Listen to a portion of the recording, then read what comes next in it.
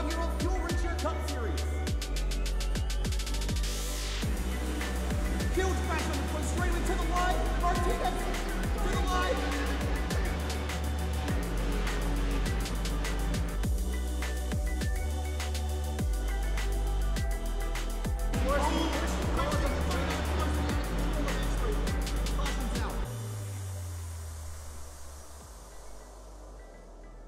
It's a dreary day here at New Jersey Motorsports Park, but we'll race anyways, in rain or shine with the Washington, D.C. region SCCA. Last week at Watkins Glen, DJ Alessandrini shined in the Kia category, and with Ken Houseal gone for the week, he needs to capitalize on his absence. The GMX5 class and the Big Bore class both fought hard in upstate New York, but NJMP lends itself to even more wheel-to-wheel racing. 25 minutes of racing begins now just after qualifying, and Finian tonight conditions not the greatest here at New Jersey Motorsports Park. Yeah, indeed. It's wet track tonight.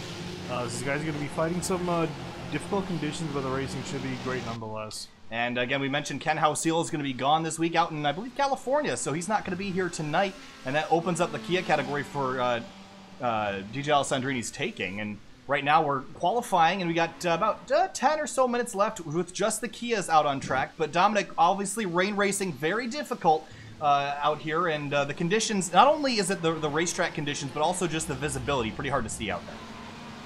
That's right, Kyle, and with these cars, you're going to see that with these front-wheel drive cars, it's not going to bother them as much with the rain, but they're still going to want to be careful, especially here in New Jersey. Those curbs get really slippery, especially if you get on them and then have the car get sideways, so it's going to really be a testament to the car control of these drivers to see who can navigate the best through these tricky conditions. Well, you mentioned the curbing getting very slippery, Finney, and different track surfaces are going to lend themselves to different grip levels. Obviously, the curbs here, you see that's Greg Obedia going real wide there. That is all paint out there, and that paint gets really, really slippery in the wet. Yeah, indeed it does. So you got to make sure that you keep your, we say it every week, pretty much keep your car on the black stuff. Try to avoid any grass or curbing because it can get the car very loose if you're not careful. Of course, New Jersey Motorsports Park here, not a whole lot to visually go off of here, Finney. Not a whole lot of markers in terms of where to turn in. And this track, obviously, the first couple sectors not too bad, but that back half of the course is extremely challenging. And actually, if we take a look over here, this is, I don't even know what you call this part of the racetrack over here. Cancer.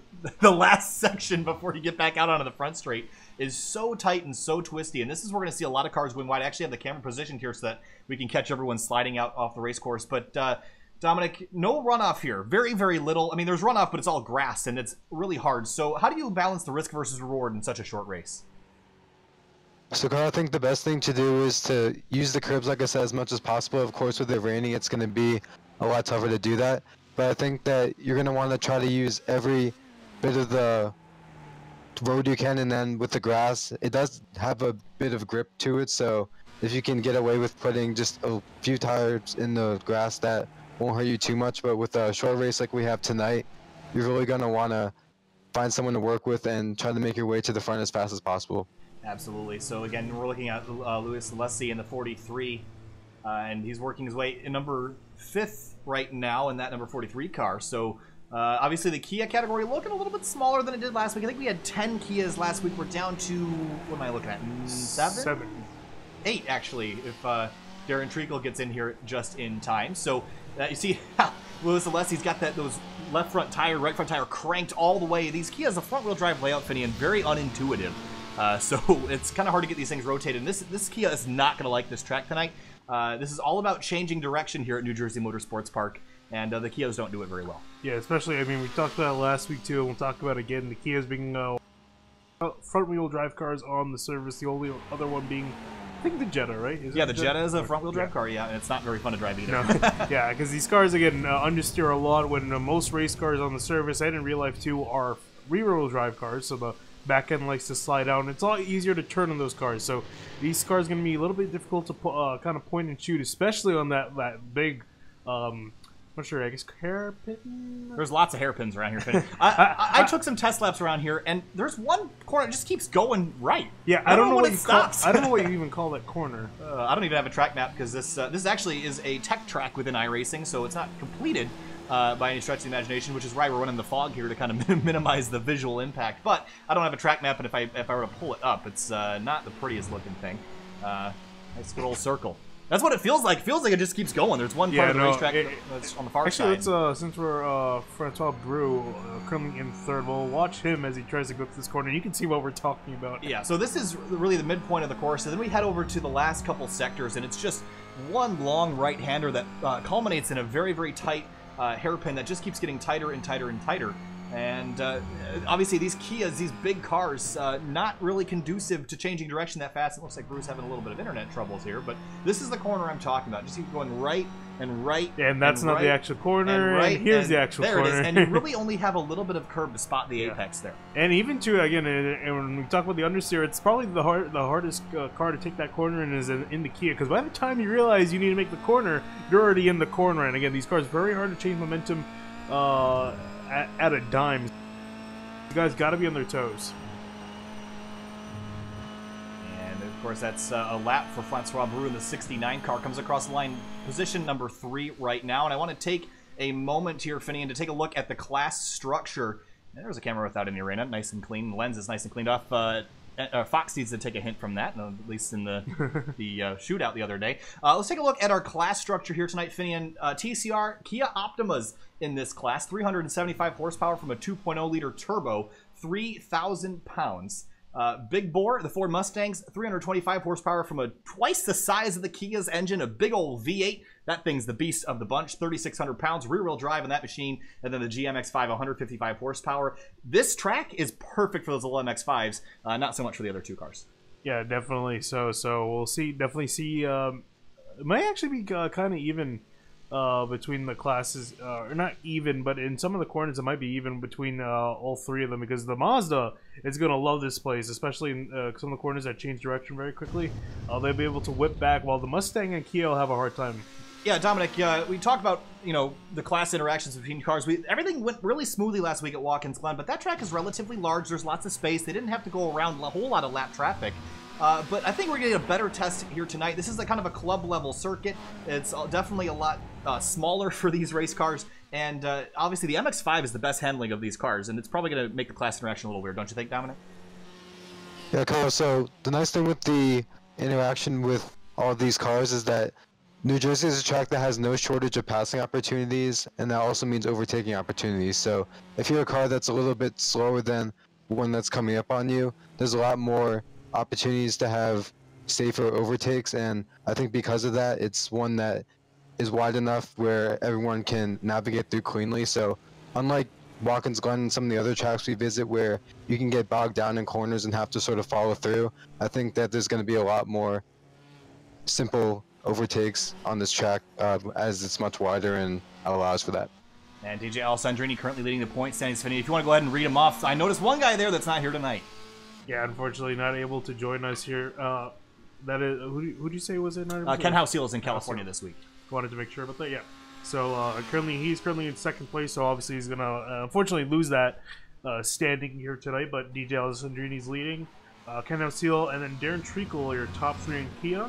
As we move on to the big bore class, the Ford Mustangs is going to be Forrest Landy, Christopher Lapras, and then Dave Fitzgerald, your top 3 there. And then moving on back to the last but not least, the MX-5. Paul Darling's leading that class, followed by Dennis Barrett, and then Khalil Natirboff is in third.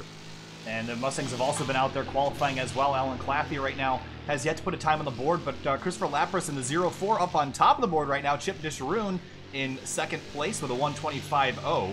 Forrest Landy in third, Tala Sadik in fourth, and Dave Fitzgerald in the number 91. He is position number 5 at the moment, and in 2 minutes we'll turn over the track to the MX-5s. And I tested all 3 of the cars out here this week, Finian, and the MX-5 was my favorite around here, really, because it's the only one that likes to turn of these 2 cars, or of these 3 cars. So interesting shenaniganry here about to commence at 25 minutes with the rain here. Indeed. And when we go to the Miatas, we pretty much half the field is Miatas right now. I was doing a little bit of a quick head count. So we got 8 Kias, 7 Mustangs. Sorry, it's been a long day for me. And about 14 MX-5s. So a lot of those MX-5s here tonight, and these guys are going to have to work through quite a bit of lap traffic, especially. Yeah, if anyone's doubting Finian's commitment here, he absolutely sprinted back from... Well, actually, I wouldn't say I sprinted. You drove back from class and got here literally 2 minutes before we started streaming. So that's the dedication of a full-time college student doing this whole streaming gig here, so good on you. When we had a pizza in the oven that we're going to wait till after to eat. God, why'd so. you say that? I just felt my stomach get more empty as you said that. Well, a relatively short race. So we have 16 minutes here, and then a 25-minute feature event with the Kias, the Mustangs, and the MX-5s. And, okay, Dominic, last week we saw lots of wheel-to-wheel contact at Watkins Glen, and you could get away with it there. There are a lot of straightaway that you can just kind of pound the throttle down in the Kias and get away with it. Do you think we'll see just as much contact tonight?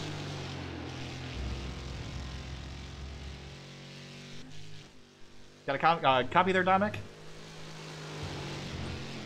I guess not. You guys must have gone for a moment, but we'll continue on. 15 minutes left. Now, we're just about to end the qualifying for the Mustangs and the Kias as DJ Alessandrini leads the Kias. That's not a huge surprise there. No, but actually, if we go back to second place, Greg Obadia, he's only, what is that, 72 thousandths of a second, so 700ths of a second slower than Alessandrini, which is very small and very small difference. And Kyle Herbst in the number 89 will line up right behind Alessandrini on the start, so he'll have an opportunity to take away the lead here, and I'm sure he will give it the best he's got.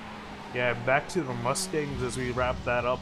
Lappers has a huge lead over in the next in class. That's Talha Sadiq in second, and he's 1.4 seconds behind, so big gap for them. Big gap there, and Lapras actually has the New Jersey Club logo on that car, so this must be a home Fitting. event for him, and that explains a lot. And, you know, all the class gap, Finian, from the tail of the Kia field to the front of the Mustang field is only 0.6 of a second, and I think we might actually see some of the MX-5s actually qualify better than some of the Mustangs in terms of time. So, obviously the classes don't get very separated here. A very small track compared to where we were last week at Watkins Glen, so I think the interaction is going to be interesting. And we're just about to turn over the track to the MX-5s, and here they come out onto the racetrack now. Khalil Natirbaf in the 19. He is out on the track, as well as Dennis Barrett in the 16, rolling off pit lane right now. Yeah, everyone trying to get out first, trying to put their times down while they can. Elias Roman in the 99. Ooh, and there's the 36 car off track. That's Chris Howard. And teammates, I believe, with Sam Scott in the number 98. And indeed, so both those cars, not a whole lot of draft to play with here, Finian. Yeah, not a whole lot of traffic in stark contrast to Watkins Glen, which had quite a few straightaways to work with, and just sections where you're pretty much planting the throttle down. Here again, like we said, club circuit, a lot smaller and a lot tighter, so not really many straightaways here, except really the front straightaway. I think it's probably one of the only ones. So these guys this field might get the MX-5 field might get quite a bit more separated than we've seen in the past.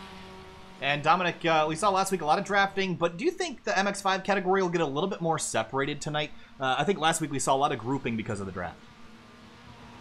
I definitely think so. And this track, unlike some of the others, has a lot of long duration corners as opposed to slow technical ones. So I think it's one where usually with the twisty tracks, the Miatas and the MX-5s tend to stay together a lot better. And then with ones where you have to really set up your car for corners that are much more windy, I think it's going to be imperative for them to have to stay in whatever draft they can to be able to keep with a big pack like they have at many of our previous rounds. All right, we see Sam Scott going for a slide into the fence. Ooh. Big damage to the 98 car. Into the wall there for him, so he'll have to try that again. I believe the car in front of him, the 688 of Max Lupfer, indeed. He's over here from the hashtag Grid Life series, so he's entering tonight in that 688 car. I believe he was there last week as well. Can't exactly remember. It's been about 7 days to be exact. And Chip Disharoon is still out on track in the Mustang here, Finian. I don't believe he's still supposed to be, so a little bit of miscommunication. I think you might figure it out within a lap or two. Yeah. Well, again, look at the time. Sang Yi in the number 29, Finian. Actually, well, that's definitely cannot be a lap time that he's looking at. That must be an out lap, a 150.8. That is definitely not correct. So we'll let him get through a lap. Charles Boley in the 63 out here as well. That purple liveried car. Whoa, he's a little bit wide, and this is what we talked about in that long right-hander. It's so easy to let the car drift out a little bit too wide. You want to use all the racetrack. And we talked about too that this track has very little runoff room, and I'm not considering the ocean of grass runoff room because it really isn't. And really that comes into effect because if these guys in qualifying, remember per iRacing rules, if you get an off track, your lap is not counted, so you have to make sure you keep it on the track and use the curb sparingly, otherwise you might find yourself just clipping the grass and getting your time discounted. All right, so again, we mentioned this little bit smaller field size here this week, and Dominic, that's going to ease up some of the tensions a little bit as well. I mean, we saw about 10 of the Kias and 10 of the Mustangs last week and a little bit more than 15 MX-5s. This week it's about going to be 6, or actually 7, 7, and 12 or something thereabouts. So does a smaller car count kind of ease the will to drive forward as fast as you can, because you only have 25 minutes. It's a short race. Because I think it also gives you the knowledge that you don't have as many opponents to get through, and that definitely helps. I think with a 25-minute race, it's still going to be important that you plan your race and strategize, because even though you have the opportunity and those 25 minutes are going to go by quickly, you still have time to figure out a strategy that works and find someone to work with that will ultimately in the end help you to finish in an ideal position. All right, so Charles Boley is yet to put a time on the board, but you know who has finishing is Robbie Wilson in the number 171. That's a new name here, I believe. And actually, he just gets bested by Khalil Latirboff. And Paul Darling jumps straight to the top of the board in the 155 of the 127.560, which is less than a second. It's 0.8 of a second. Yeah. Is that correct? Yeah, 0.8 of a second slower than 6th place Jimmy Saffel in the Mustangs. And actually, the first 3 MX-5s at the moment are currently faster than the last place Mustang. So we're seeing here again that the class are going to be a lot closer than we think. Currently, the fastest MX-5 127.5, and then the fastest Mustang, it was Christopher Lapras, who ran a really fast lap, only put down a 123.4. So it was only about a 4-second difference between the classes, which is not a lot. Yeah, and at Watkins Glen, we must have seen a much bigger difference, but because there's so much straightaway, so it allows the Kias and the Mustangs to use their power. Yeah. And here they can't do that, especially the Kia. The front-wheel drive layout, you get down on the throttle, it just goes straight. And with all the corners you have here, you have to wait so long, so frustratingly long to get on the power. Especially in the first sector, too, because it's a very fast and flowing, and you need to be going at a pretty high rate of speed through those corners. And the Kia, you have to back it off a lot more than as you would in the Mustang and the MX-5. Another new name I don't really recognize here, Fane, is he's probably been here before, but Daniel Richardson, the number 15 Kia. And I can't recall that name. I feel like I might have seen it before, but it seems new. Might have been here last week. But that 15 car, 5th on the grid for the Kias as the... yeah, he definitely was here before, because I remember reading his name and being like, oh, Justin Richardson is. Oh, so, okay. Yeah, so I definitely seen him before. I believe he was here last week or another road racing series. Oh, he's here again. Dennis Barrett in the 16 car coming over from the Mustang class. So it used to just be Mustangs and MX-5s. Now for this season, we've added the Kias class, and Barrett has switched from the big bore to the GMX-5. And Dominic, that's got to be one heck of a change to go from a car that's big and only goes fast on the straights to one that's a lot smaller and likes the corners. Absolutely, Kyle, and you have more play in the corners as well, so I think for him it's going to be, rather than just putting down the throttle and taking off on the straights, he's going to have to, have a lot more control in the corners. And for him, for drivers that enjoy cars that tackle the technical parts of the course well, I think it's going to be a very welcome thing with this car.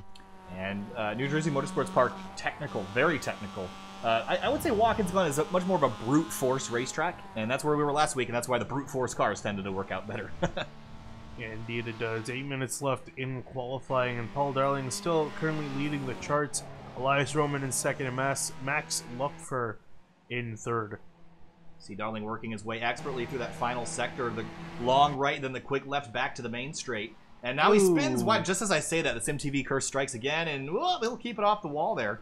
And so he has a lot of grass to work with. That's the one thing about New Jersey Motorsports Park that's nice for these drivers, is that there's not any paved runoff, but the runoff, quote-unquote, that exists is really long and wide. So you can slide off pretty far without actually hitting anything, which is probably going to pay dividends later when we take the start of this race. We're going to have about 30 cars take the green flag, about 6 or 7 in the Kias, 6 or 7 in the Mustangs, and then the rest of the field will be in the MX-5 class. You see the fog here. Visibility, Dominic, when we're talking about following other cars, what about the rooster tails coming off the cars in front? That's got to play with the visibility issues, especially the fog and rain as well. Absolutely, Kyle, and especially with that spray, even though you may get reduced as the race goes on, you still have to deal with the fact that you can't see pretty much anything in front of you, and you're judging based on seeing taillights, seeing basically where you assume that the other driver is. So the challenge there is being able to, 1, find grip, and 2, be able to see who your opponent is either next to you or in front of you, because you don't want to end up taking anybody off because you weren't able to see them. So yeah, the visibility is going to be an issue here. Not super foggy. It's about it's relative humidity. Let's just take a look here. 1% humidity. So that is I don't think that's right. I checked this the other day and it was accurate. So I think we're measuring the humidity in the broadcast booth right now. I think is where that's coming from. It's nice and cool and dry in here. Yeah. So yeah, I believe as far as the settings, it's about fog. So it's light fog. I've seen very and you literally cannot in front of you, so these guys should be glad it's not that foggy out. So here, so visibility pretty good. As far as seeing up ahead in the distance, a bit tricky, but I don't think these guys should have too much of a problem. So DJ Alessandrini in the number 191 Kia is on pole for the Kia class with a 119.7. Then it's Christopher Lapras in the 04 with a 123.468. And then it's Paul Darling with a 127.122, currently leading the GMX5 class with 5 minutes remaining. And they get quite a bit of time to qualify here. Quite a few laps here, Finian. And obviously, the more laps you can get, the better off you are for qualifying. Lets you push just that much harder. Yeah, indeed it is. So live stream is still 1.61 second. Sorry, not 1.61. 0.161 seconds behind, a tenth of a second behind. Paul Darling, Sam Scott a little bit further back. He's about half a second slower than the leader. And most of the class is within a decent amount of time. The top 9 MX-5s all within 2 seconds of the leader, so not bad all things considered. And there is your leaders in each class, separated by their class. So it's Alessandrini, Obadia, Herbst on the starting the front 3 spots for Kias, Lapras, Sadiq, and Disharoon, top 3 for Mustang, and then Darling, Roman, and Scott in the GMX5 class. So look at the gaps, Finian. Notably, the Kias and the MX5s real close. The Mustangs, not so much. Yeah, again, you can see it right there. The MX5 being the closest of the classes, which is usually what we see week in, week out. And the Kia is also being relatively close, but yeah, you can see between the top 5, 2.2 seconds between the leader and 5th place in the Mustang. So ooh, you see the slippery conditions. Around goes a 78 into the fence. A little bit too much power and not on the right line there, and you kind of got to run a little bit offline sometimes to find the grip around here. Thomas Lee in the 24 car back this week and currently sitting 10th in class. And Nicholas, is it Palacio or I feel like someone corrected me on this last week. Oh, he did correct me. Dang. Well, oh well. We'll have to ask him after this race. I'm pretty sure he did. I'm 95% sure that he corrected me after the race, and I'm going to get it wrong. So it's just going to be Nick in the 25. Tyler Stewart, the 6 car, that's another name I'm not super familiar with. So he's running 13th in class right now in that bright red GMX5. And following, I believe that's Sam Scott, and indeed it is, in that 98 car who's 3rd. So, Dominic, when you're qualifying, you see a guy that's higher up on the speed charts than you. Don't you just want to follow him and find out what he's doing better than you? Kyle, yeah, and sometimes being a observer, as Yogi Bear once said, you can observe a lot by watching, and that certainly holds here, as you can study their line and see sort of what they're doing. Perhaps they're braking later into turns, perhaps they're getting back on the accelerator faster than you are. So any little nuance you can pick up of what they're doing will definitely help your time, especially in qualifying. Absolutely. Another name in here, Finian, Michael Shea in the 78. Right now working his way. He's 5th in class and trailing that 24 car of Thomas Lee. And as Dominic was saying, Finian, you want to follow the guys that are faster, but sometimes the guys that are a little slower can be more of a hazard and get in your way. Yeah, and again, also we talk about how tight this track is. It's not the best of tracks as far as track width is concerned for passing. And there are also not many quarters really set up for it as well. So it can be a pain at times to really just be sitting behind a car that's slower and trying to pass them without messing your own lap up. All right, so the spread from the top Kia to the top MX-5 is showing as 7.3 seconds around here. From the Kia to the Mustang, it's 5.3. So, actually, that's not. I'm looking at not the right car. Excuse me. The difference between the Kia and the Mustang is 3.7, and between the Kia and the MX-5, it's 7.3. So that number was correct. The first one. All right, a minute and 50 seconds left in here, Finian. 25 minutes. The first sector is relatively open. There's passing opportunities. And then that last sector is really just kind of tight in line, follow the leader. So how do you balance aggression versus patience here. It's only 25 minutes, and we saw last week everyone being aggressive right out of the gate. Well, I think really what you got to do is you got to set up, because Sector 3, as you said, is so tight in nature, I think you got to make sure that you do the best you can to set up yourself behind the car in front of you. Follow his line, try to gain a few tenths here and there, and then set up a pass for Sector 1, and then really just use that as the passing sector. The rest of the track, trying to gain up time here and there. And clearing the turbo off there, he's bailing out of a lap, but you saw how aggressive he was being at the beginning on the curbs. Right on board with Sang Yi here, and down in turn number 1, just watch how much curbs these guys use. It's quite a bit. All 3 of these cars can handle a lot of curbs. You see a big jump there in turn number 1, hop up, and then we'll go to turn number 2. We're going to smash this one on the right and drift out all the way out to the rumble strip on the left. Got to watch those curbs are a little bit slippery in the rain. Then we head to this kink here. This is very, very fast. Nice wide curb. Cut that as much as you can. Then onto the back straight, up a hill and back down the other side. And then slight dab on the brakes, down a gear. And then down another gear for the left-hander. And use as much curb as you can there. Another wide curb on exit. Then the whole track changes character for this back half, and it gets really narrow, really tight and twisty, and the curbs basically go away, just as tiny little ones on the right and left. Yeah, there you see a small little straightaway before the turn. I'm going to call this the turn that never ends. That's what's going to be its Peter unofficial Pan name. Corner. That's the new nickname. Never ends. Never ends. I don't know. This is a horrible joke. I'm going to bed after this. And then that one of the most difficult corners on the course. And then off they go through a little S section. It's such a slow corner. You see, actually, Sang Yi dragging the left front tire through the grass to help that car rotate. Impressive work there. Yeah, let's actually keep on him through this last corner. And here's going to be a big corner here, because you can see a lot of curbing to the right side, but you have to be careful with that curbing because it's very easy to get a slowdown. And I know from trying to set up the cameras here from testing. I bet you all the drivers will convince you that there is no curb there, and that's all racetrack. Oh, well, tell them they'll have to explain to the iRacing system that. They'll have to explain to the stewards that they were a little naughty there in that final corner, so that's going to get rough and tumble out there for sure, and we'll see if anybody tries to pass with all 4 tires up on that curb. You mentioned it's a little bit, it's a little easy to get a cut course there, but I think we're going to see drivers take that to the absolute limit, trying to find an advantage. Oh, I'm sure definitely you're going to probably see 1 or 2 drivers at least abusing that. I think a few more than that tonight. But speaking of drivers, we got 28 drivers that put down a time, and nearly half of those are MX-5s, so a lot of them are here on the grid tonight, and I think the last few cars are... Actually, everyone's off the track now, so just waiting for qualifying to end. The only car that hasn't put down a time at all is Darren Treacle in the 70. I'm convinced that he isn't in the server, which would be really unfortunate because he's, I believe, was 3rd in the Mustangs. In the Kia standings, so he's going to lose that position. So as the rain continues to fall here at New Jersey Motorsports Park, the checker flag has waved? Wove? I don't know what the language is on that, but... Woven? No. Waving. The checkered flag was waved. Let's go with that. Sure. Anyway, no more laps for these guys, and Alessandrini will sit on the pole for Kia's Lapras in the Mustangs by 1.4 seconds over Tala Sadiq. And then Paul Darling, unsurprisingly, on pole for the GMX-5. So we're ready to go here and switch on over and get them gridded up for 25 minutes here. Yeah, indeed. There's the clock ticks to 0, and we're going to get ready to grid here for a 25-minute race here around New Jersey Motorsports Park.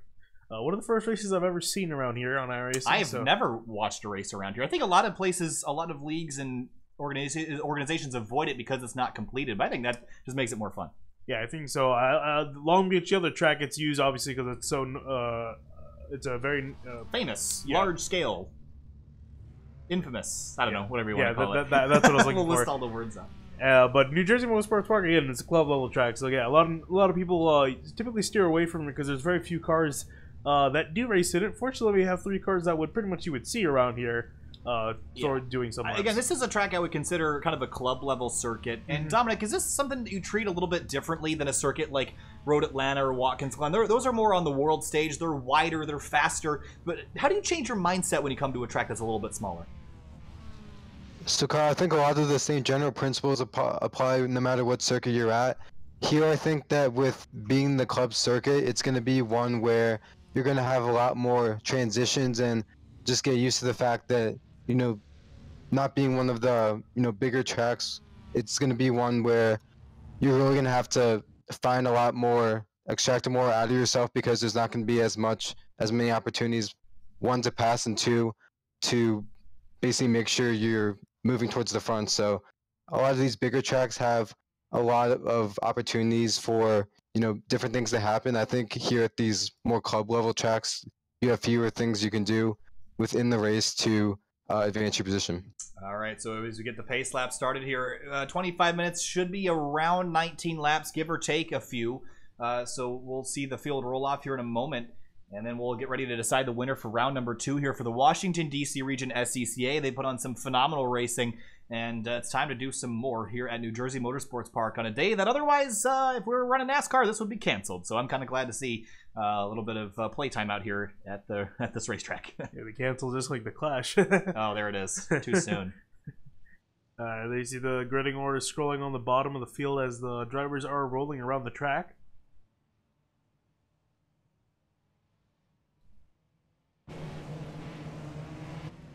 And now I'm going to head back up and we'll try to get with pole sitter DJ Alessandrini in the Kia category. We'll start with him first in that number 191 Kia Optima. He was a winner last week. We'll see if he can do it again here with his main competition. Ken Houseal gone for the week. Can that 191 capitalize on it? Does the 66 of Obadia have anywhere to go? What does he do to try to get around that 191? And then behind him, can Christopher Lapras run away and get a victory this week? And then also the 155 of Paul Darling. Can he wrap up another victory this week as well? Coming to the green flag for the start of round number 2 of the Washington, D.C. region SCCA. Kias, MX-5s, and Ford Mustangs going for 25 minutes. Pace car is going to pull off here in just a moment, and we go ahead down to turn number 1, an almost 90-degree right-hander with some big, tall curbs. The Kias will get there first, and now we just get a little bit of a long ride down past that long corner. Pace car pulls in, waiting for that green flag to fly. And through the fog and the mist, green flag flies here when we're racing at New Jersey Motorsports Park. And there you see drivers already trying to blend into line as Greg Obadia finding himself already getting into second place. Behind him, Kyle Herbst is also going to blend in for third. And they're going to head single file through turn 1. So far, so good. Some big, taller curb hops. Let's head back to the Mustang class as they get their start. Looks like Chip Disharoon in the 75 got a much better start. Where did Lapras go? He's in third place. I don't know what happened to him, but he's back here. Did not get a good start at all. Forrest Landy in the number 4 Mustang is chasing down Dave Fitzgerald, the number 91. So that Mustang's class was very disjointed there on the start. Now we'll head to the MX-5s as they work their way through the start-finish line. Yeah, again, 14 MX-5s there. You see them all on screen battling for position, trying to get themselves sorted out as they head on to the first turn. And Paul Darling is going to lead them down. And they're side-by-side behind. That's the 78 car, Michael Shea, to the inside of Khalil Naturbach in the 19. Everyone gets through there okay. The twin purple cars, Robbie Wilson and Charles Bowley, both make it through okay. And we'll head back up to the front now, see how the Kias are doing. Alessandrini is still in the lead. He's got a 7/10 of a second lead over Greg Obadia. Obadia trying to hold off a charging Kyle Herbst. He's all over his back bumper. And back with the Mustang, Sadiq has just pulled away. Huge gap on Christopher Lapras, and it looks like Chip Disharoon is off track. What happened to him? Oh, he just ran out wide here, Finian. And yeah, and actually looking back, it looks like he's got some nose damage to his Mustang. So I'm kind of wondering, did he get that with Lapras on the start? Oh, and actually go back a little bit longer. I think I saw a little bit of a... Oh, and they crash under the pace lap. Yeah. Oh, yeah. Oh, what is going on here? Yeah, it's a little bit of...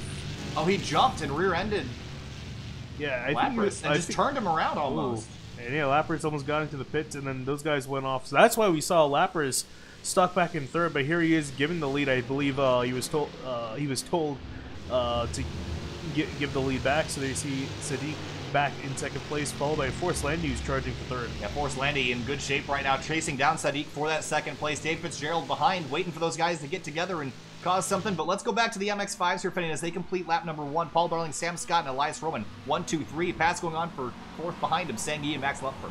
Ooh, Sanghi almost getting into Lupfer. He's not making it easy at all. Roman goes off the track, and now they bunch up for third place. And trade for position behind him, it's Palacio in the 25. Goes out wide, Dennis Barrett. Now, ooh slow down for the 25. Yeah, he's got to slow down and serve. He's going to pretty much have to let every single car on by. And that's a big shame to get one of those early in the going here. But what about Greg Obadia here, Fenny? And he's keeping Alessandrini in sight. Indeed he is. You see them come off the last corner, and some of them sliding out from charging it really hard. It's very easy to get an off track there with these cars. But yeah, Obadia and Herbst all keeping it together up towards the front, then a little bit of a separation back to Francois Brou and Louis Alessi, and there you see Darren Fiegel, who was able to make it onto the grid. He's currently in 6th. And battle for second, and Mustangs beginning to heat up. Sadiq and Forrest Landy nose to tail, about 0.4 of a second separating them as they work their way onto the front straight here. And the draft not super important here, Dominic, but obviously every little bit helps, right? Absolutely, and especially in these tricky conditions, it's going to be important that you try to follow up behind as closely as possible, because especially when the corners get slippery, it's a lot harder to make up lost momentum. So staying right in the tracks of the car in front of you becomes even more important. We've seen drivers really using the curbs on exit here, Finian, and they're wide. You want to get as much as you can. I think the Mustangs probably using it to their biggest advantage is the rear-wheel drive cars. They can get the rotation they need, and they can also use all the curbs for runoff. I think the Kia is really just using them for safety to not really crash. But now Paul Darling and Sam Scott, the teammates out up front, leading the MX-5 category, with Elias Roman trying to chase him down from 3rd. And Elias, we saw him go get actually in turn 1. Was slow and almost got into the grass, almost spun around. They see him off the track again. He is really pushing that car. Yeah, I think it's hard to keep up with Darling and Scott. They're both so good, but you got to balance the risk versus reward of dropping a wheel there. It could throw you off here. Yeah, and teammate Sam Scott and Paul Darling up in the lead, controlling this race, and off the track he goes again. And Whoa! Big wiggle there. Yeah, he is doing a fantastic job, make sure he doesn't lose too much time, but he has to minimize his mistakes, because if he makes a big one, there's a good chance he might not be able to recover from it. And battles throughout the field in MX-5. Thomas Lee, Michael Shea, Robbie Wilson involved in a battle for 8th place right now. We're right on board with Wilson here for a moment. Oh, he's to the inside. He just dove up the inside of that's the 78 of Michael Shea. I was going to go right on board and watch the battle, but he finished it before he could even get there. Finish it before you can finish your sentence. Absolutely. And so he's going to get on by Michael Shea for 9th place in class.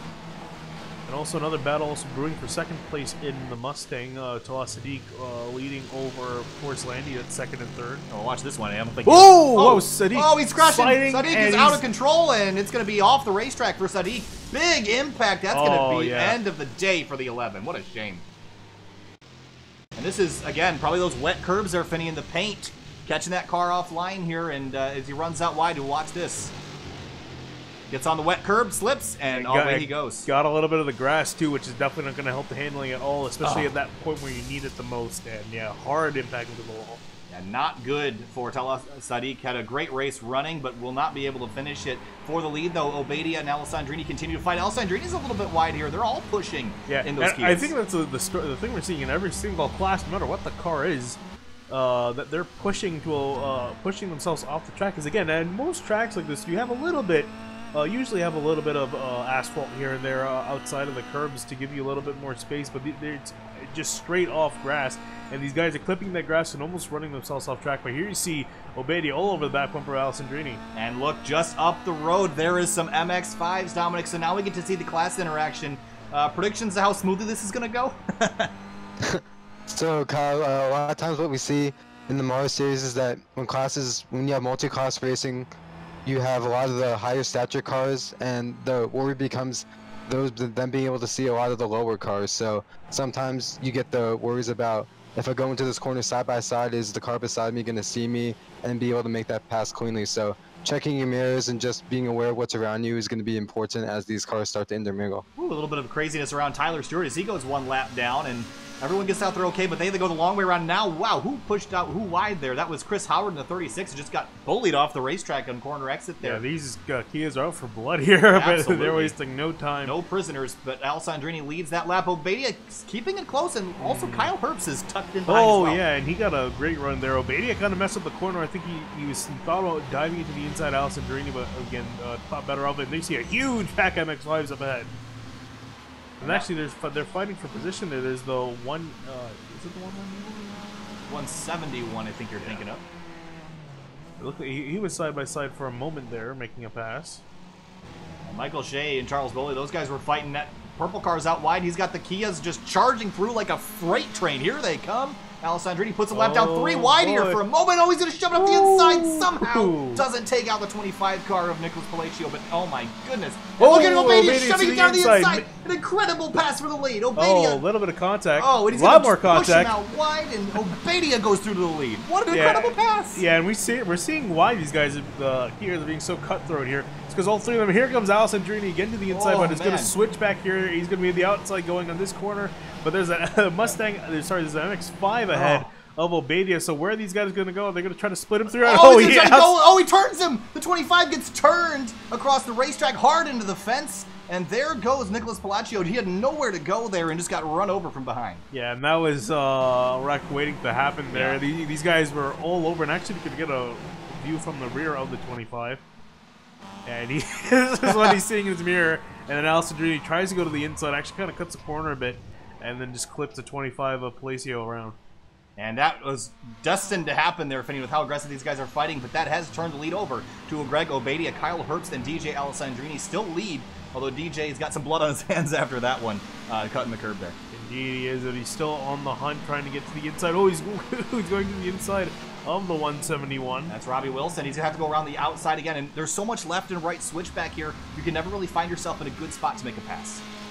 Indeed you can, but so that was an interesting group of battle here. Let's check in on the Mustang lead here. Christopher Lapras is got a solid lead over second place of Forrest Landy, who's 2.7 seconds behind. Yeah, Christopher Lapras all by himself. Forrest Landy, then Dave Fitzgerald in third place. See the brake rotors glowing on that 91. He's driving pretty hard. Another guy we haven't talked about really a whole lot tonight is Louis Alessi in the 43.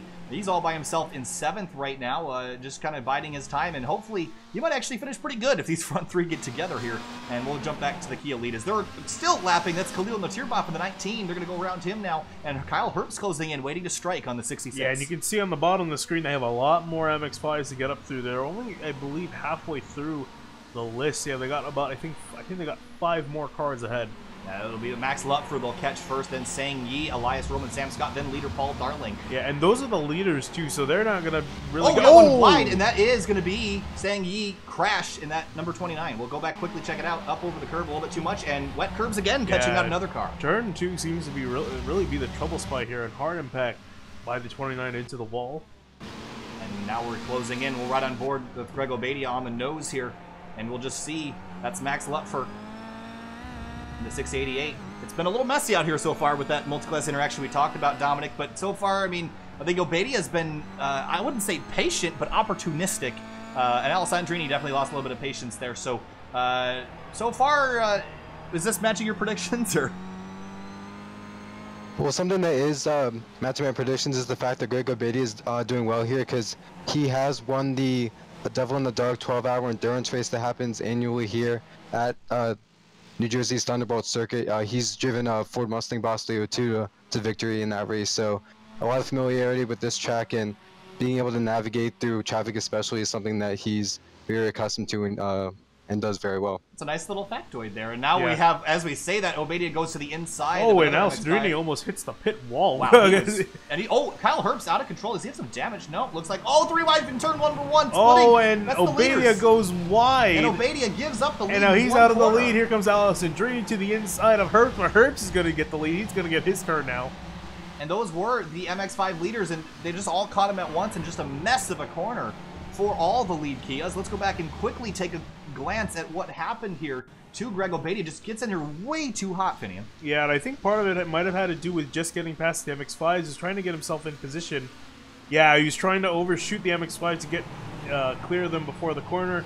But again, we talked about how hard it is to drive these Kias. It's a lot different than what you expect. And unfortunately made a move that just wouldn't stick in a front-wheel drive car. And Alessandrini, through all that, has gotten himself back into the lead in that 191. So we'll see if Kyle Herbst and Obadia can chase him back down. Yeah, there's musical chairs up here. It certainly is. They've traded the lead each a couple times. Kind of quiet in the Mustang class. Lapras still leading Forrest Landy by 3.2 seconds. Then it's another 14 seconds back to Dave Fitzgerald, and just behind him, Alan Claffey. Actually, that's not Alan Claffey right behind him. But Jimmy Sappel still working his way around, and then Chip Disharoon is back out on course, as is Tala Sadiq. Those cars are 1 and 2 laps down respectively, but the MX-5 still fighting here for second. Now Roman is split the teammates, Paul Darling and Sam And Scott. he's got a two-lap Kias behind him. They're going to fan out all the way to the pit wall trying to get by, so I don't think it should be too much of a factor. But yeah, Elias from getting around Sam Scott, and that's a big thing too, because he's fighting teammates right now, so those guys can gang up on him. And actually, as you say, that here he comes with a big run of Paul Darling. Trying to get this lead away. That was Francois Brou Tim and Darren Scott Treacle. also all over his back bumper. These guys are really tight together. Yeah, it was Scott and, or excuse me, Francois Brou and Darren Treacle that just drove through to get around these MX-5s. Oh my goodness, I thought I saw Paul Darling take a little bit of flight there over the jump. Yeah.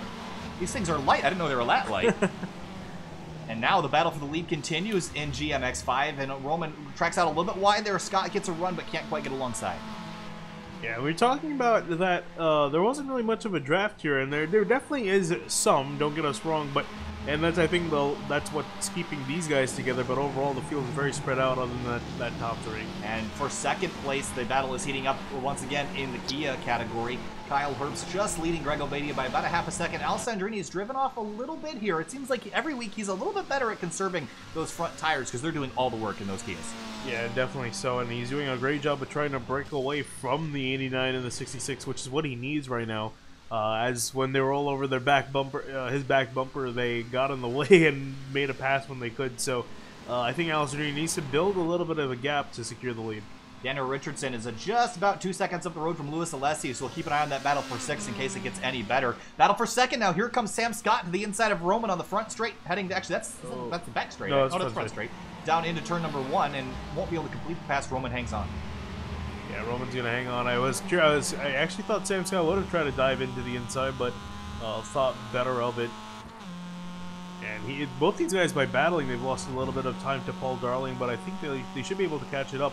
And I'm actually curious about the 99's pace, Elias Roman. I'm curious if he has enough. He seems to be a little bit faster than Paul Darling, just doesn't have enough speed to get around. Well, he is the second fastest car of the MX-5s, at least in terms of best lap times. So I'm sure he has the pace. He's only off by about 2/10 from Paul Darling, and that was on the quickest lap. So it gets a little bit of draft. It might be able to equalize that thing a little bit here. Dominic, 10 minutes to go here. Al Sandrini's pulling away. Is that just everybody else just kind of taking a chill pill, or is that him managing the tires better? So I think it's a combination of both. At the same time, I think he's managing his equipment well. At the same time, it could be an indication that the guys need to get on their horse to be able to contend with him at this point. So in a way, with these slippery conditions, it's a good thing that they're not necessarily too close, because that always runs the risk of having you get caught up in someone's mistake. But the way he's driving at the moment, it looks like he's doing well, and they're going to have to turn the wick up a little bit if they want to be there at the end. It looks like that indeed. Now his lead is up to 1.5 seconds. There's Louis Alessi working around the 16 car. Oh, of if Dennis that's Barrett. not a slowdown, I'm going to be impressed. He took a lot of curbing there. I didn't actually get a good look at it, so we'll jump to a replay and take a look. Oh, yeah. Here we'll get a little bit better look. Yeah, well, this is what I talked about, Finney, and I said they're not going to treat it like a curb. That's going to be racetrack, and they'll find a line. This is almost to pit road, though. It looked like he was thinking about going there.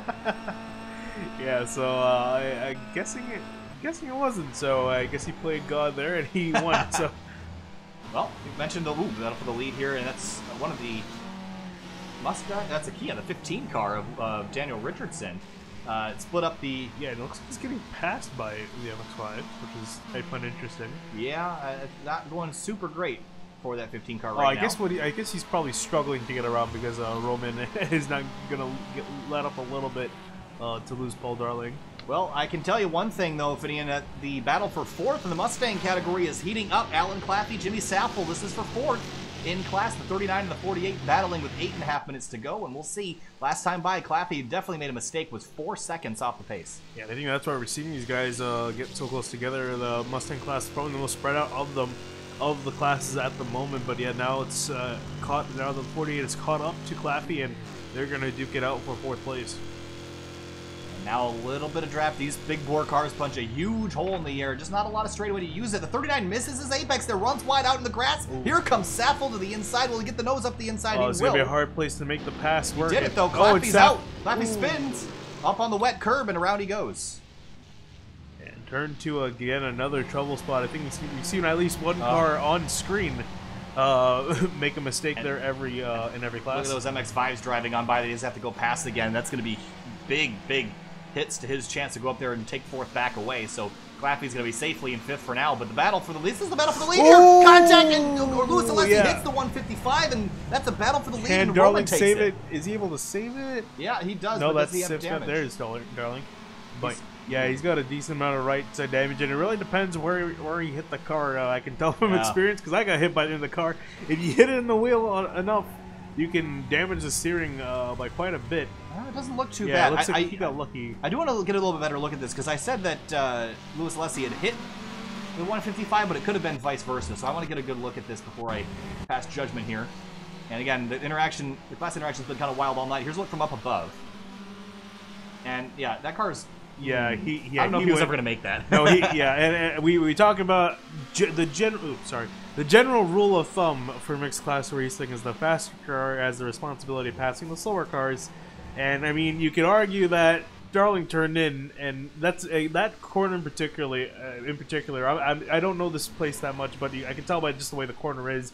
It's really not a place where you pass, especially like that. I think that was a little bit opportunistic. I think you can pass there, but I think the problem is that that Kia was never going to make that corner. No, and especially because, again, being a front-wheel drive car, I think saw it. I think that's the difference. I think had that been a Mustang, it might have worked. I just don't know if the Kia. And again, these drivers are relatively new to this car. It's only week 2, so I think they're still trying to learn the kinks of driving a front-wheel drive car. Sam Scott and Paul Darling, though, 2nd and 3rd, and we'll see if Darling can get himself back up there. He's got some significant right front damage, but doesn't seem to be hurting him too bad. No, again, he has a teammate to work with, Sam Scott, helping him to get back in the fight, draft up just a little bit to get him back in the fray, and I think he's ready to fight like his car has no damage. Again, he was fortunate enough to get hit really in the door, so if anything, it would affect his aerodynamics, which really isn't much here. Yeah, Dominic, when you get hit like that, I mean, whether it's a car in the same class or another class, does it kind of mess with you mentally? Do you have to kind of recharge yourself to go up there and fight again, or do you just kind of move on and ignore it? So, Carl, in that situation, I think some drivers are a lot more red mist than others. Some of them can brush it off really quickly and keep going and keep a cool head. Others let it get to them a lot more, but in a lot of ways, it's best to be able to let it go and continue on with the race, because the more you contemplate what just happened, the likely is that you're going to be losing track position because your mind is in another place. And as we say that, Paul Darling sits behind and watches his teammate Sam Scott take over the lead from Elias Roman, and that was really an excellently done pass there. No contact, and now Elias Roman's going to get it back on the front straight using a little bit of slipstream, pulls out a line, and will dive up the inside. Where does he go? Does he hop the curb? He goes over the curb. Oh, that might be flirting with it. Looks like he got away with it somehow. We'll see. And Scott off the track into the wall he goes. And that's gonna be damaged. Yeah, he's gonna be damaged and lose a lot of time. Nice catch there. Yeah, I was just about to say. Don't say it. But back up with Elias Roman and Paul Darling. Yeah, looks like he's not giving it up. So I guess that wasn't a cut course.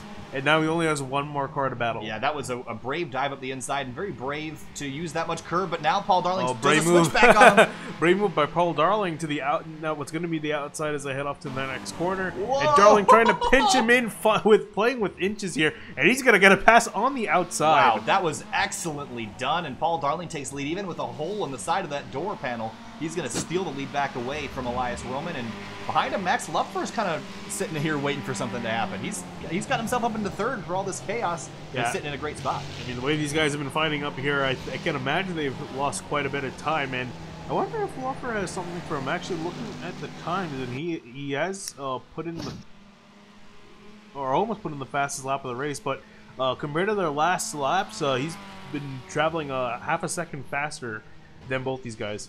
Greg Obadia, ooh, this car is destroyed at 66. Yeah, it is, and he's really struggling with this car. He's got a lot of front-end damage. I can imagine found the wall at some point. Oh, yes, we found it. Was it? Oh. On the front straightaway here. He's been struggling with this. Oh, he pulls across the nose of the 36. Oh. That was just a lapse of judgment there, and that's going to be the end of the night probably for the 66. And this is just, you think you're clear here, Finian. Yeah. And we'll ride on board the gearbox here, and we'll ride on the nose first. And just watch as he thinks he's clear of the 36 of Chris Howard and just pulls across the nose. Yeah, it's one of the situations where you try to make the pass, and this is what we're talking about. You saw the MX-5 actually closed in on Obadia under braking. And that's probably something he didn't think would happen would be a problem. Yeah, the MX-5s, really, because they're lighter, they do brake better. than the Kias. So also Max Lupfer, he's crashed as well. The 688, who was third in GMX5, he's crashed. Oh, the SimTV curse. This has got to be another wet curb situation here with that rain. Yeah, okay, so I'm guessing it's in the following corner I think here. he actually clips it on the outside, gets loose on corner entry, just never catches it again.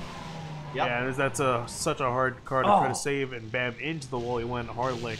And that's a bad end of the night for him, but the battle for second is brewing in TCR. Kyle Herbst and Francois Brew. Pretty close here. Brew just got held up by the 36 of, Brew got held up by the 36 of Chris Howard. So that lost a little bit of ground here. And the MX-5 lead still going for, we don't know who this is going to be. Elias Roman to the outside now. This is going to be a tricky pass to do. He's going to try to outbrake him on the outside, pinch him in. Oh, he's going to try to clear him in the corner. Oh, he tried, couldn't get it done, though. And here they go up to turn 2. Can Elias get any run on him? He's going to be on the curbs. And he's going to just bully his way up to the outside. I think what was Paul Darling was going to try to do was hold him out on the curb until it ran out, but that didn't happen. Roman crosses him over here. Can he get a run down into the next turn? I don't think he can. Paul Darling's got such a good run going up to this next section, next few turns over here, and here comes Elias Roman now trying to set up a pass here. Riding on board the rear of Paul Darling. We should be coming next time by to 1 to go, so the Kias have taken the 2 to go mark. And so now the question becomes really the only one that's really in hot contention for the lead is... That's what I was looking for. Contention for the lead is MX-5. Big Boar is about a 5-second gap between Lapras and Landy. What we're seeing is the effect of hunger on the ability to speak. It's clearly affecting us. But nonetheless, here we look at Kyle Herbst, who has lost quite a bit of time. Yeah, 14 seconds back from Alessandrini, but I think the biggest loser in all that was Greg Obadia after crashing out. And actually, here comes Francois Brew, who's only half a second behind, so he might have something here if Francois can build up a run. Yeah, we've been keeping an eye on this for a while, and it's just beginning to close in. Brew is a little bit quicker, 3/10 faster last time through, probably down to saving your tires better. And now with 38 seconds to go, we'll see, will we get one more lap? And looks like we will. So this will be last lap. Oh, dives all the way out to the inside lane. DJ Alessandrini getting around another fellow Kia and another MX-5 that's Khalil Natirbov. White flag in the air one more time around, and that was a close moment there. Yeah, I almost got involved with a car in classes Don Manning in the 92. Battle for second heating up in TCR. Herbst and Brew separated by 0.6 of a second. We'll see if this position switches over in the final laps. Christopher Lapras leads Forrest Landy now by quite a few seconds, so he's all safe and sound for the time being, but Paul Darling definitely not in the clear yet with Roman close behind. Oh, definitely not. If Darling makes one single mistake, one little slip-up, I'm sure Elias is going to be able to take, or he's going to try to take advantage. And, speaking of mistakes, looks like Elias has now made a mistake, and he can't afford to do this, being the car trying to make the pass. He'll still have another lap, though, so even though the gap is now up to 0.8 of a second, one little mistake by that 155 will bring him back in. Kyle Herbst has gone off track, and Brew has taken over second place. Oh, no. So Alessandrini rolling through the last couple of corners again, and the incumbent champion of the MX-5 category from last season, winner from last week, DJ Alessandrini will come through the final couple corners. And after, this was not easy here, Finney, got involved with some lap traffic, but will come out of the final corner onto the front straightaway. He'll pick up his second checkered flag in just as many races. And right behind him, Christopher Lapras is going to come across the line, and he's going to win in the Ford Mustang class. Forrest Landy will follow him through. You see him popping out of line there.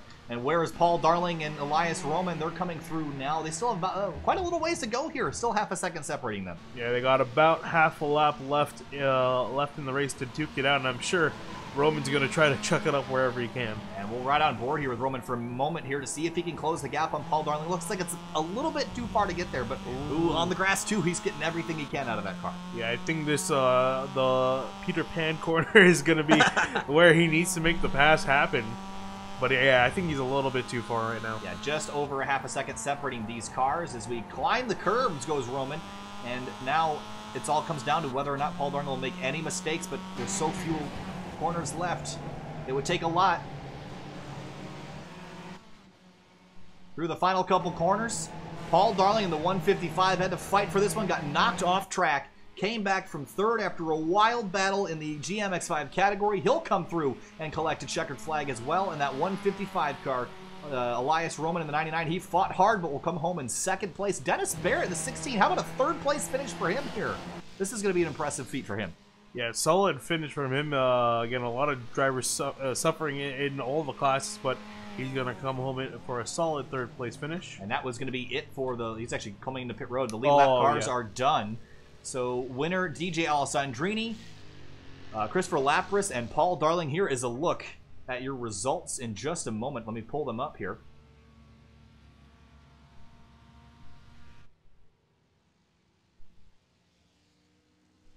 And there's your results, and a little bit messy out there in the Kia category today. DJ Alessandrini picks up second win on the season. Francois Brou comes home in second place. Kyle Herbst third. Darren Treacle fourth. Daniel Richard in fifth. And then we carry on down to the other categories. Lapras picking up a victory as well. Fitzgerald on the podium again in that 91 car. Paul Darling and Elias Roman fighting hard, but Sam Scott got to be disappointed with a 7th place finish after crashing out of that one. Yeah, he was so close in there for at least a podium place, and is going to have to settle in for 7th this week. You see the rest of the field running out, and a lot of drivers towards the back that are struggling. It's just, it looks like M&Ms right now with all the colors all over the place. This was not the classes were not clearly separated. There's, I mean, Don Manning and Greg Obadia finishing behind some of the lead lap Mustangs. This is, a little bit all over the place tonight. We'll jump to break. We'll be back with interviews in just a moment. Stay with us.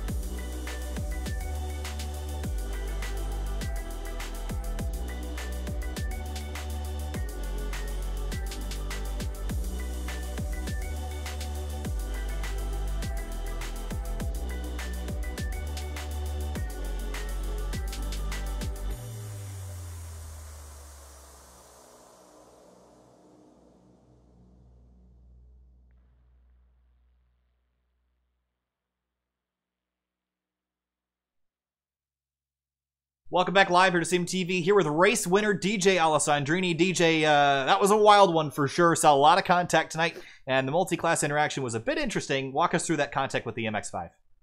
Oh, man. So, first, I'm glad you bring it up right away. Nicholas I'm going to mess up your last name, but Policio, I'm sorry I got into you there. I started, I predicted you to do something different than you did, and really you were just kind of staying on the racing line and couldn't move to the left anyways because Greg shot in there. So I just, I got tangled up in you, and I'm sorry I ended your race, man. That's not how I wanted that to go. Obviously, I don't want to end anybody's race. And then the rest of the race was, yeah, as you said, pretty chaotic. I was just trying to manage the traffic. The track's deceptively narrow, and the Miatas are just as fast as the Kias everywhere but in straight lines. So anywhere there's turns, you're just kind of sitting back, just driving at like 95% because the Miata's basically just as fast. And the corner entry is tough because that's where all the speed's made in the Kia. So if you catch a Miata during corner entry, it kills like a second off your lap time. So if you had a lead going, it doesn't matter because you couldn't get into that corner the way you wanted to because there's Miatas in the way. It's very tough. Yeah, it looked tough out there, DJ, but victorious again here at New Jersey Motorsports Park. And hopefully we'll see you again next week in the same place at Summit Point. Thanks for talking to us. All right, thanks, guys. No problem. We'll move on now. Let's see here, Fanny. Do we want to talk to, Francois Brou in the number 69. Is that how you pronounce your last name, buddy? I don't think we've ever actually chatted with you in the booth before.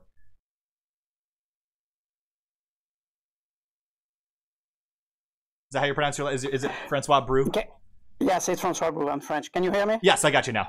Okay. I figured it was French. I just want to make sure I wasn't totally butchering it. But all right, well, I got you in the booth here finally. Second place finish for you in that 69 car tonight. It was pretty messy out there. What'd you see from your perspective in that 69?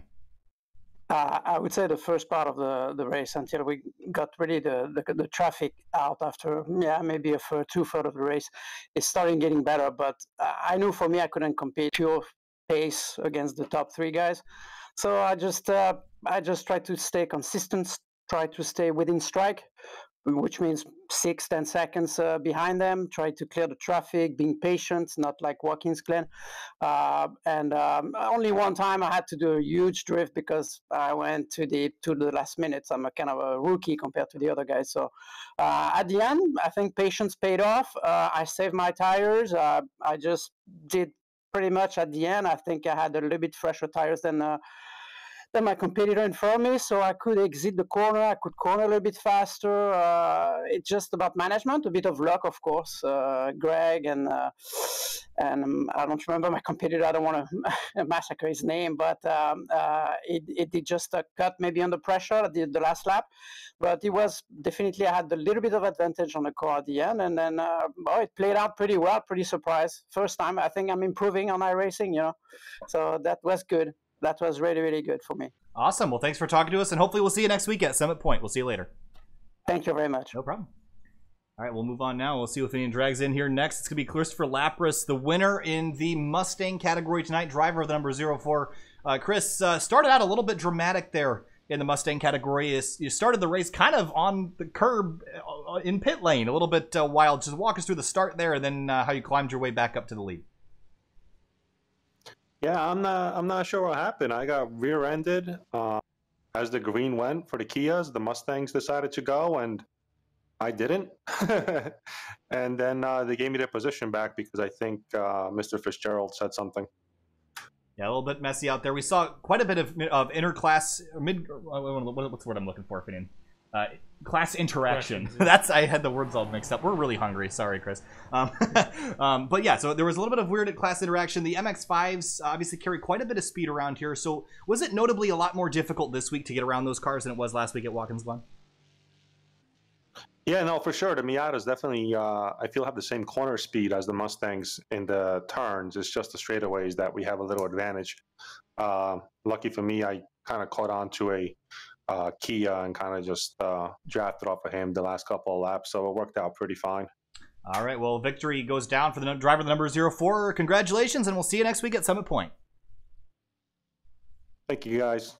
All right, we'll see Chris next week, and now we'll talk to who's going to drag in next. It's going to be Kyle Herbst, driver of the number 89. Kyle, you had quite the perspective on a lot of those battles tonight. Walk us through what you saw from your podium spot.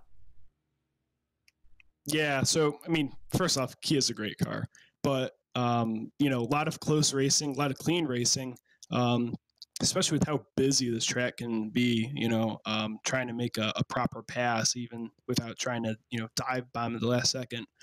A lot of good, I think, decision-making went on throughout the whole race. Well, coming home P3, we head back to Summit Point Raceway next week. Looking at that as another place you could potentially win, or is that just a top 5 spot for you? I mean, you have DJ, you have Ken and Andrew who didn't show up, and then Greg, and everyone else. They're all quick. My biggest issue is trying to manage the front tires of the Kia. I don't really drive front-wheel drive cars in real life, so it's a new experience for me. So if I do top 5, I'll be more than happy. All right, well, Kyle Herbst comes home in position number 3 tonight. Congratulations. We'll see you next week at Summit Point. Thanks. All right, so now we're going to head on to the GMX5 category. We're going to talk next to Paul Darling, driver of the number 155 car. Paul, not an easy one tonight. You got booted off track a couple of times and battled with Elias Roman and also the 98 of Sam Scott. Lots of great racing there, but you come out on top. Walk us through that race. Yeah, that was a crazy race. The times between the top 3, me, Elias, and Sam, were really close, so I knew it was going to be a hard fight with these NDs and how drafty was pretty clean at first. We had a great 3-way battle going after I got bumped off track by one of the Kias, but it was looking to shaping up to be a great race-long battle for the rest of it, but unfortunately Sam had his off, and then it was just me and Elias to thug it out to the end. I do want to ask you a little bit about that the interaction with the Kia there in the kink.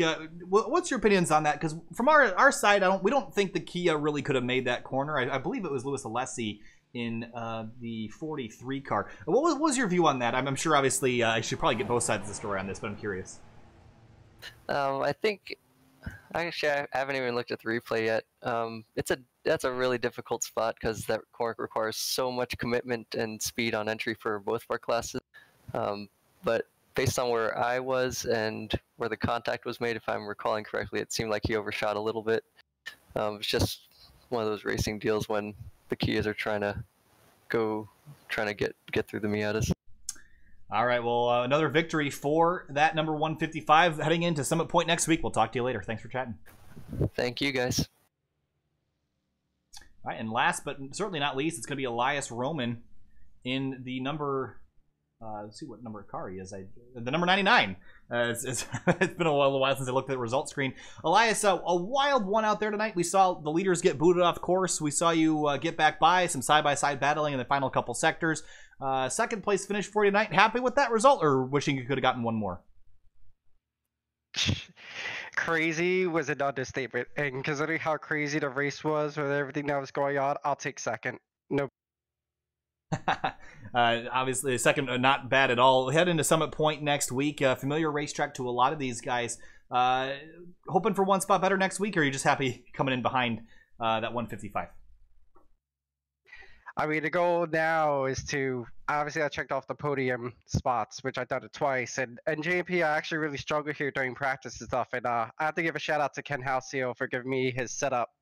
Really helped during the race. But yeah, Summit Point familiar. Actually, the last race of last season, I had a really good piece with Paul, Ken, DJ, until the whole basically like top 6 just imploded. So I'm hoping for a better result and possibly to win at Summit Point next week. All right, well, hopefully you can get into victory lane next week. Thanks for talking to us, and we'll see you there. Cool, thanks guys. No problem. That will wrap up the interviews here tonight. Finian, what a wild race. We think we knew this one would be a little bit messier, but I think for the most part, it was handled okay. We did see a lot of single car incidents, though.